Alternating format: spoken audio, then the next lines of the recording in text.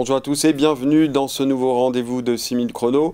Nous accueillons aujourd'hui Sonia Barkala. Bonjour. Bonjour. Sonia Barkala, vous êtes réalisatrice d'un nouveau film sur les expériences de mort imminente sur lesquelles vous enquêtez depuis plus d'une vingtaine d'années.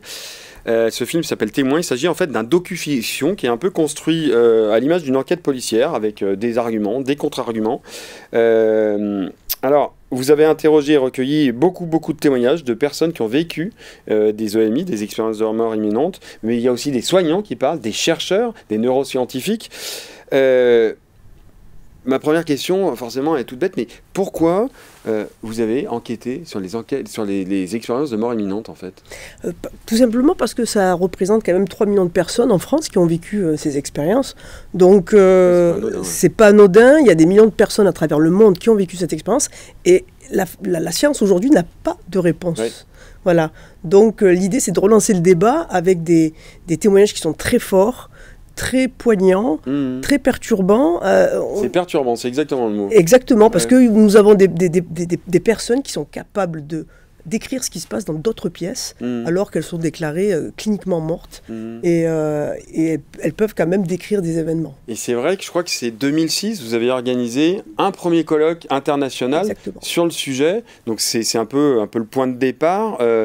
Finalement, la communauté scientifique, c'est vrai que sur le sujet, il y a des gens qui pensent qu'il y a effectivement quelque chose, enfin, il y a une décorporation et puis il y a je trouvais pas le mot, des perceptions extrasensorielles et d'autres qui expliquent ça. Alors, aujourd'hui, on en est comment, la communauté scientifique sur le sujet? Alors, il y a un peu plus, on va dire, d'intérêt à explorer le phénomène. Il y a des études qui sont réalisées un peu partout dans le monde.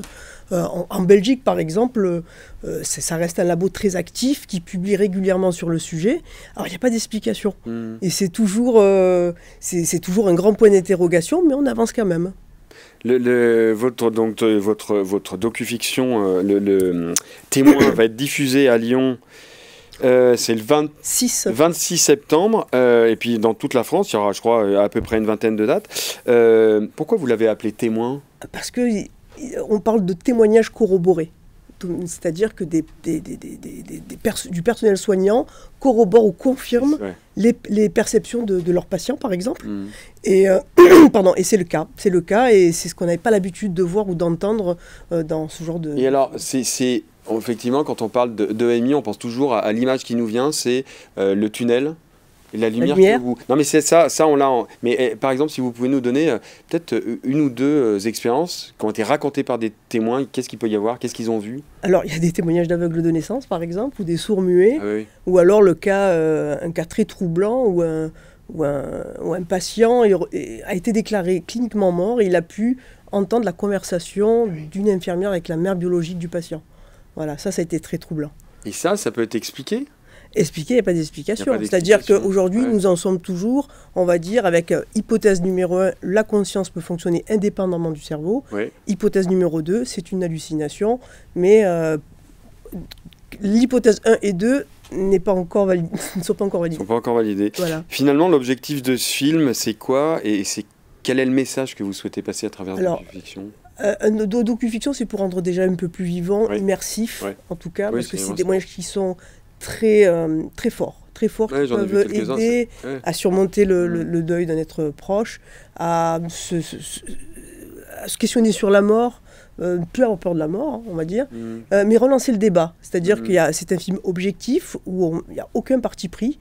Oui, il y a des arguments, des contre-arguments. Exactement. Il n'y a aucun moment je ne prends parti ou défends plus une hypothèse que l'autre. C'est au spectateur de se faire sa propre idée. Voilà. Quand vous parliez de relancer le débat, c'est-à-dire qu'il y a un débat qui existe déjà ou finalement... C'est toujours le même, on va dire, mais un peu plus souple quand même, un peu plus ouvert. Voilà. Il y a plus, c'est des hallucinations, et c'est sûr, c'est certain. Alors, oui, parce qu'il y a une chose qui est quand même importante dans ce film, c'est qu'il y a des gens qui témoignent. Et effectivement, je pense qu'il y a aussi beaucoup de gens qui ne témoignent pas de peur du ridicule. Enfin, de peur de ne pas être cru, en fait. Exactement. De peur de passer pour une illuminée, traité comme un fou. Ça, c'est assez classique, on va dire. Mais pourquoi? Ce que je ne comprends pas, c'est pourquoi ce sujet, pourquoi il n'est pas traité, pourquoi il n'est pas pris si au sérieux, à part effectivement en Belgique où il y a une équipe de chercheurs pluridisciplinaires qui travaillent dessus, mais pourquoi c'est c'est pas un sujet... Je pense que c'est les préjugés. Et c'est les mêmes raisons qui font aussi que... il y a des cinémas qui ne le programment pas parce qu'il y a des préjugés par rapport à la thématique. Il y a des amalgames qui sont faits. Et c'est ça, en fait, la difficulté. La thématique des expériences de mort imminente sont un sujet d'études cliniques aujourd'hui. Il y a 8 thèses de médecine, des mémoires infirmiers. C'est vraiment un cas clinique. Voilà, il ne faut pas le mélanger avec tout ce qui est New Age, ésotérique. C'est vraiment quelque chose de sérieux. Ouais, c'est ça. Non, mais oui, je pense que vous faites bien de le dire parce que c'est exactement ça. Dernière question, pourquoi vous parliez de cinéma? Pourquoi avoir choisi le cinéma et pas la télé?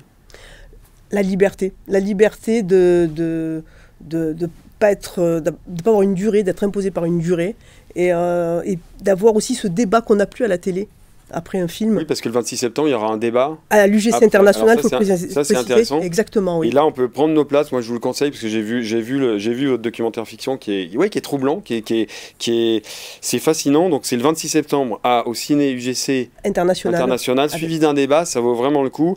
En tout cas, vous aurez plus d'informations sur Lyon Capitale. Merci beaucoup, Sonia Barcala, d'être venue nous présenter votre docu-fiction qui s'appelle Témoin. À très bientôt. Au revoir.